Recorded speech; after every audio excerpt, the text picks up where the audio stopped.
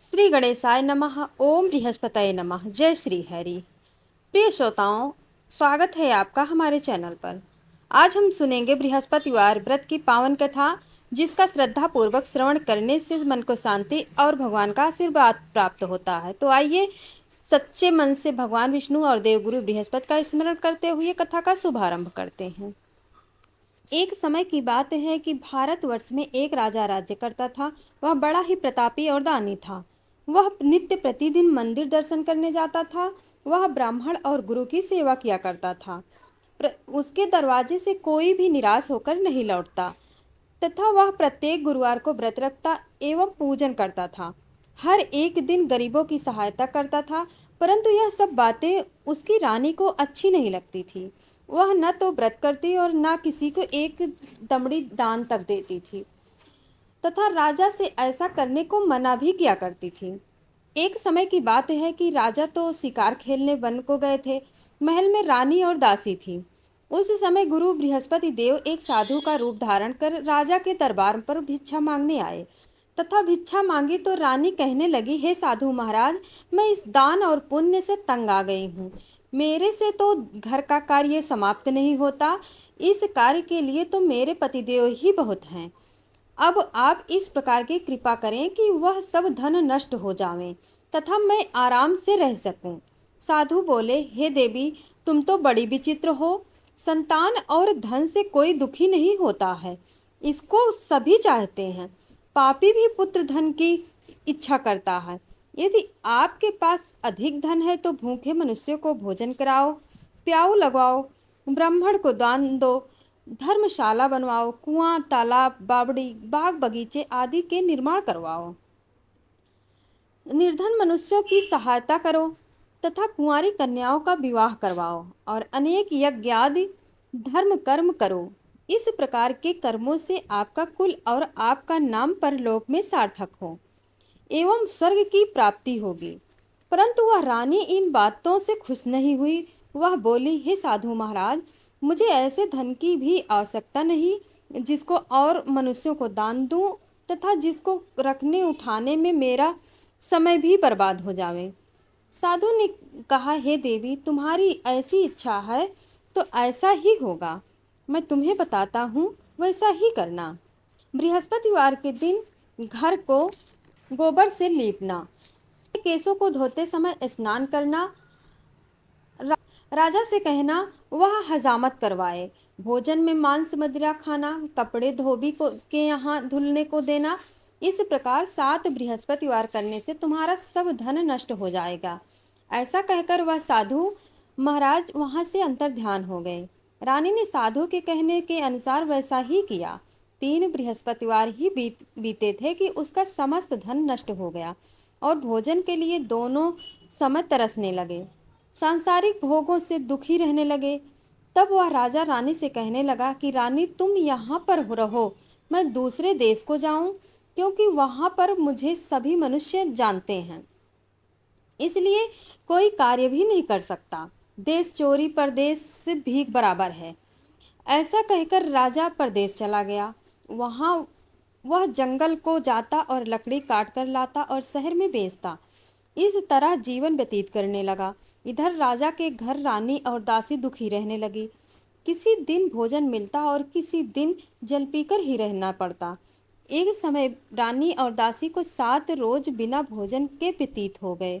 तो रानी ने अपनी दासी से कहा, हे दासी, यहाँ पास ही के नगर में मेरी बहन रहती है। वह बड़ी धनवान है। तू उसके पास जा और वहाँ से 5 सेर बेझार मांग ला, जिससे कुछ समय के लिए गुजर हो जाएगा। इस प्रकार रानी की आज्ञा मानकर दासी उसकी बहन के पास गई। रानी की बहन उस समय पूजन कर रही थी, क्योंकि उस रोज बृहस्पतिवार था। वह दासी ने रानी की बहन को देखा और उससे बोली, हे बहन रानी, मुझे तुम्हारी बहन ने भेजा है, मेरे लिए 6 सेर बेझर दे दो। इस प्रकार दासी ने अनेक बार कहा, परंतु रानी ने कुछ नहीं बोला, क्योंकि वह उस दिन बृहस्पतिवार की व्रत कथा सुन रही थी। इस प्रकार जब बांदी को किसी प्रकार का उत्तर नहीं मिला तो वह दुखी हुई एवं क्रोध भी आया और लौटकर अपने गांव आ रानी के पास बोली, हे रानी, तुम्हारी बहन तो छोटे मनुष्यों से बात भी नहीं करती। मैंने उससे कहा तो उसने कहा तो उसने कोई उत्तर ही नहीं दिया। मैं वापिस चली आई। रानी बोली, हे दासी, इसमें उसका कोई दोष नहीं है। जब बुरे दिन आते हैं तब कोई सहारा नहीं देता। अच्छे बुरे का पता विपत्ति में लगता है। जो ईश्वर की इच्छा होगी वही होगा। यह सब हमारे भाग्य का दोष है। इधर उस रानी ने देखा कि मेरी बहन की दासी आई थी, परंतु मैं उससे नहीं बोली। इससे वह बहुत दुखी हुई। यह सोचकर कथा को सुन और विष्णु भगवान का पूजन समाप्त कर वह रानी बहन के घर चल दी और जाकर अपनी बहन से कहने लगी, हे बहन, मैं बृहस्पतिवार का व्रत कर रही थी। तुम्हारी दासी गई, परंतु जब तक कथा होती है तब तक ना उठते हैं और ना बोलते हैं, इसलिए मैं ना बोली। कहो दासी, क्यों गई थी? रानी बोली, बहन, हमारे अनाज नहीं था। वैसे तुमसे कोई बात छिपी नहीं है, इस कारण मैंने दासी को तुम्हारे पास 6 सेर बेझर लेने के लिए भेजा था। रानी बोली, बहन देखो, बृहस्पति भगवान मनोकामना पूर्ण करते हैं। देखो, शायद तुम्हारे घर में अनाज रखा हो।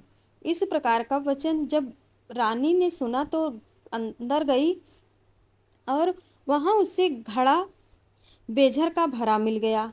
तब तो वह रानी और बांदी को बहुत ही खुशी हुई और दासी से कहने लगी, हे रानी, देखो, वैसे हमको जब नहीं मिलता तो हम रोज व्रत रखते थे। अगर इनसे व्रत की विधि और कथा पूछ ली जावे तो उसे हम भी किया करें। तब उस रानी ने अपनी बहन से पूछा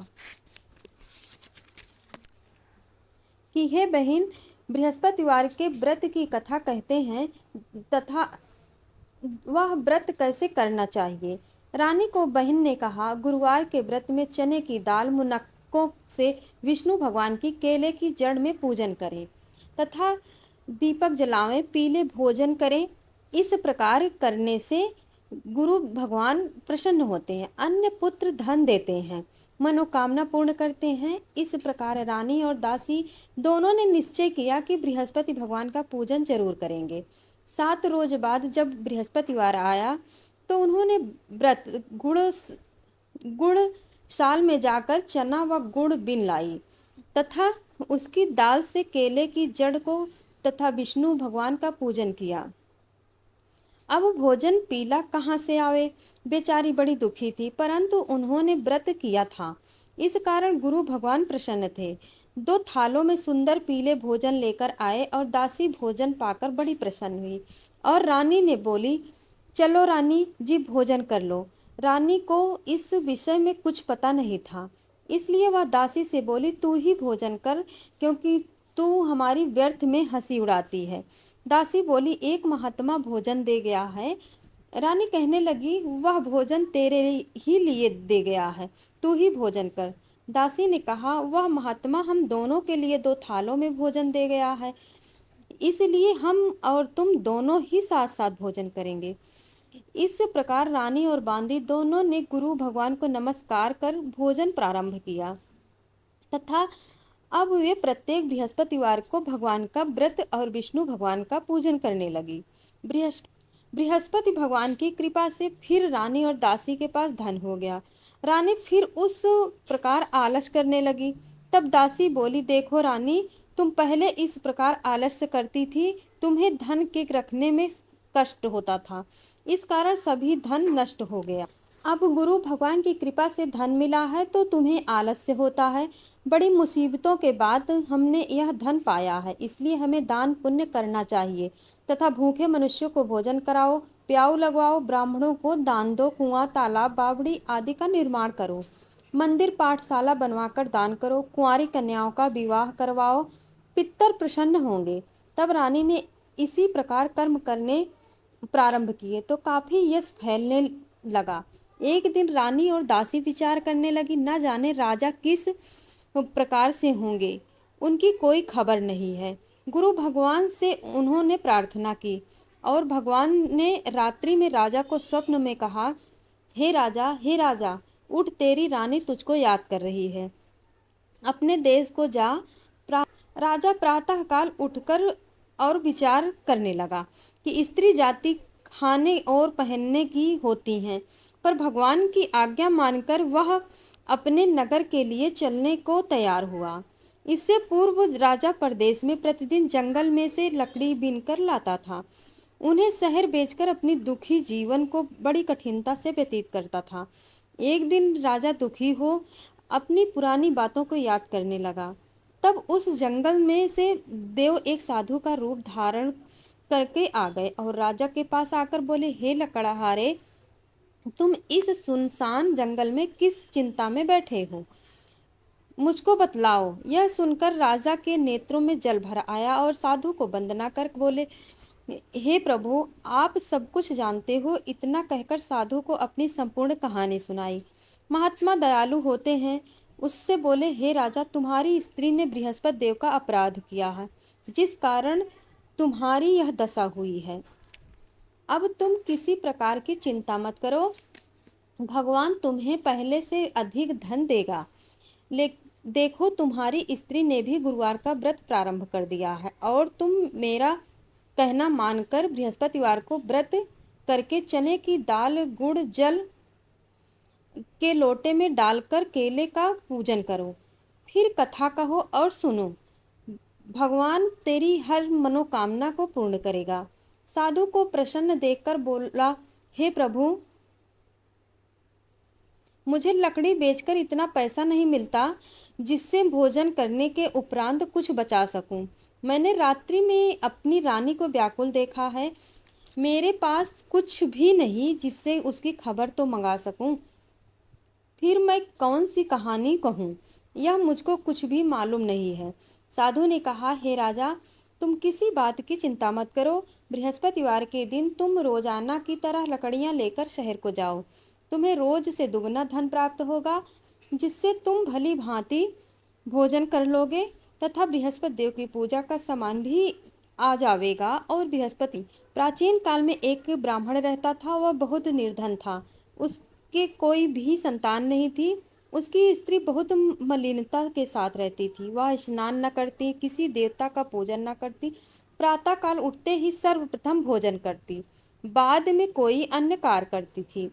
इसके बाद ब्राह्मण देवता बड़े दुखी थे। बेचारे बहुत कुछ कहते थे, किंतु उसका कोई परिणाम नहीं निकला। भगवान की कृपा से ब्राह्मण की स्त्री के कन्या धीरे धीरे बड़ी होने लगी। वह बालिका प्रातः स्नान करके भगवान विष्णु का जाप करने लगी। बृहस्पतिवार को व्रत करने लगी। अपने पाठ को समाप्त करके स्कूल जाती तो अपनी मुट्ठी में जौ ले जाती और पाठशाला के मार्ग पे डालती जाती। तब ये जौ स्वर्ण के हो जाते। लौटते समय उनको बिन कर घर ले आती थी।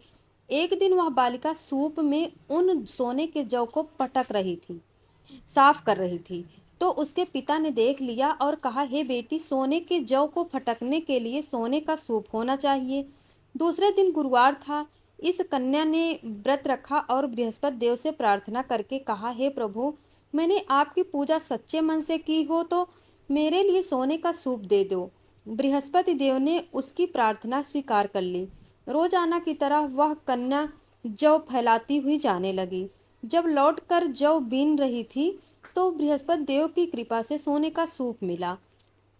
उसे वह घर ले आई और उसे जौ साफ करने लगी, परंतु उसकी माँ का वही ढंग रहा। एक दिन की बात है, वह कन्या सोने के सूप में जौ साफ कर रही थी। उस समय उस शहर का राजपुत्र वहां होकर निकला।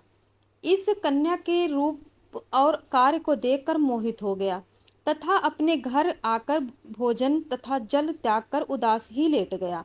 राजा को जब इस बात का पता लगा तो अपने मंत्रियों के साथ उसके पास गए और बोले, हे बेटा, तुम्हें किस बात का कष्ट है? किसी ने अपमान किया है अथवा कोई और कारण हो सो कहो, मैं वही कार्य करूँगा जिससे तुम प्रसन्न हो। अपने पिता की राजकुमार ने बातें सुनी तो वह बोला, मुझे आपकी कृपा से किसी बात का दुख नहीं है, किसी ने मेरा अपमान नहीं किया है, परंतु मैं उस लड़की के साथ विवाह करना चाहता हूँ जो सोने के सूप में जौ साफ कर रही थी। यह सुनकर राजा आश्चर्य में पड़ गया और बोला, यह सुनकर राजा आश्चर्य में पड़ गया और बोला, हे बेटा, इस तरह की कन्या का पता लगा, मैं उसके साथ तेरा विवाह अवश्य ही करूंगा। राजकुमार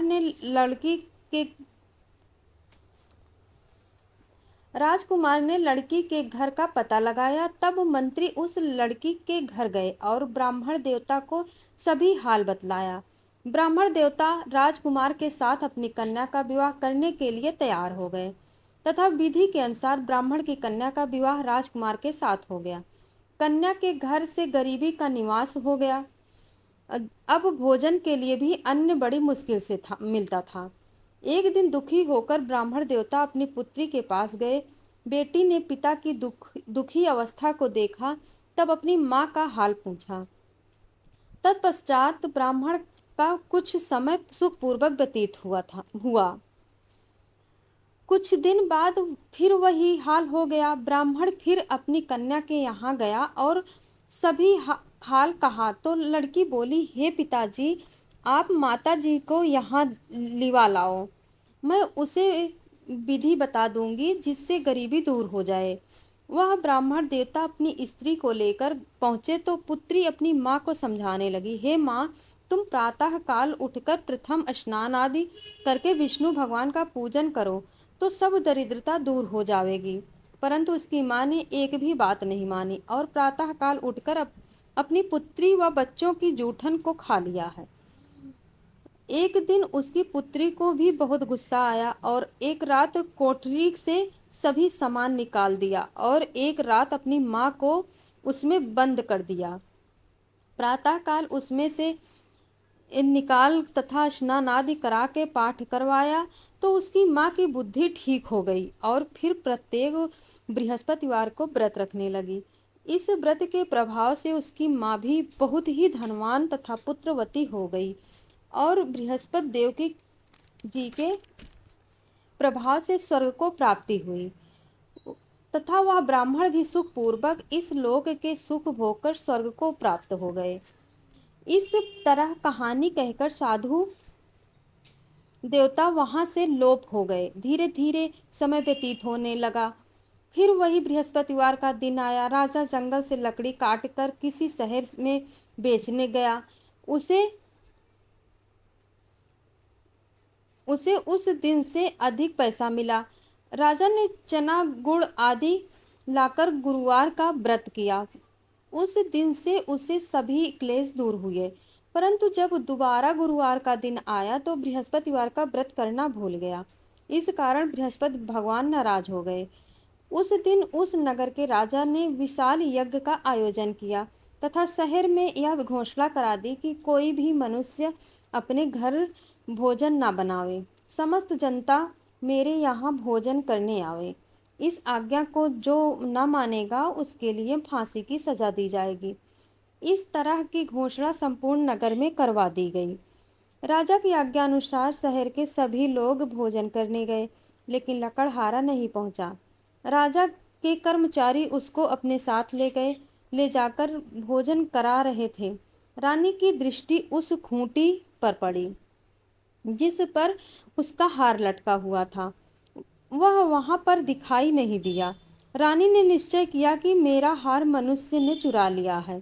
उसी समय पुलिस को बुलाकर उसको जेल खाने में डलवा दिया। इस प्रकार राजा जेल खाने में पड़ गया और बहुत दुखी होकर विचार करने लगा कि ना जाने कौन से पूर्व जन्म के कर्म से मेरे लिए दुख प्राप्त हुआ है और उसी साधु की याद करने लगा जो कि जंगल में मिला था। उसी समय तत्काल बृहस्पति देव साधु के रूप में प्रकट हो गए और उसकी दशा को देखकर कहने लगे, अरे मूर्ख, तूने बृहस्पति देवता की कथा नहीं की, इस कारण तेरे लिए दुख प्राप्त हुआ है। अब चिंता मत कर, बृहस्पतिवार के दिन जेल खाने के दरवाजे पर 4 पैसे पड़े मिलेंगे, उनसे तू बृहस्पति देव की पूजा करना, तेरे सभी कष्ट दूर हो जाएंगे। बृहस्पतिवार के रोज उसे 4 पैसे मिले। राजा ने कहा, कहीं राजा ने कथा कही। उसी रात्रि को बृहस्पति देव ने उसे राजा को स्वप्न में कहा, हे राजा, तुमने जिस आदमी को जेल खाने में बंद कर दिया है वह निर्दोष है, वह राजा है, उसे छोड़ देना। रानी का हार खूंटी पर लटका हुआ है, तू ऐसा नहीं करेगा तो मैं तेरे राज्य को नष्ट कर दूंगा। इस तरह के रात्रि स्वप्न को देखकर प्रातःकाल उठा और खूंटी पर हार देखकर लकड़हारे को बुलाकर क्षमा मांगी तथा राजा को सुंदर वस्त्र आभूषण देकर विदा किया। गुरुदेव की आज्ञानुसार राजा अपने नगर को चल दिया।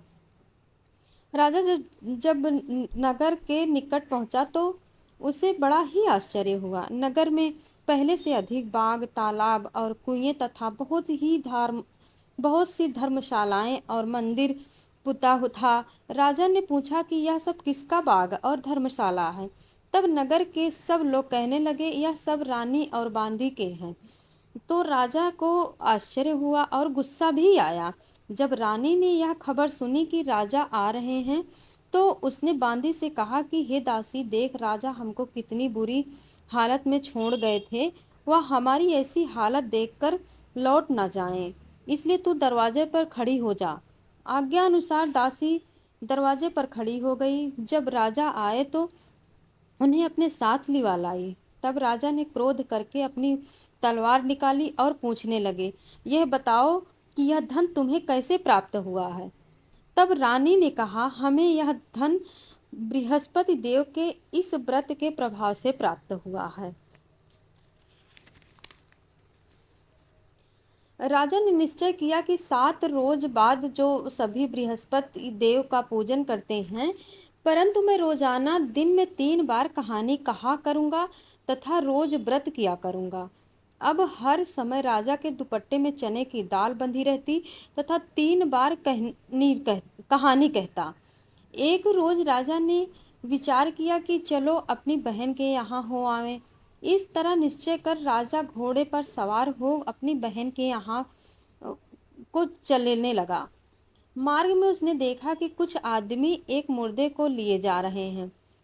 उन्हें रोक कर कहने लगा, अरे भाइयों, मेरी बृहस्पति की कहानी सुन लो। वे बोले, लो, हमारा तो आदमी मर गया है और इसको अपनी कथा की पड़ी है। आदमी बोला, अच्छा कहो, हम तुम्हारी कथा भी सुनेंगे। राजा ने कथा करनी शुरू की और जब कथा आधी हुई थी मुर्दा हिलने लग गया और जब कथा समाप्त हो गई तो राम राम करके वह मनुष्य खड़ा हो गया। आगे मार्ग में उसे एक किसान खेत में हल चलाता मिला। राजा ने उसे देखा और उससे बोले, अरे भैया, तुम मेरी बृहस्पतिवार की कथा सुन लो।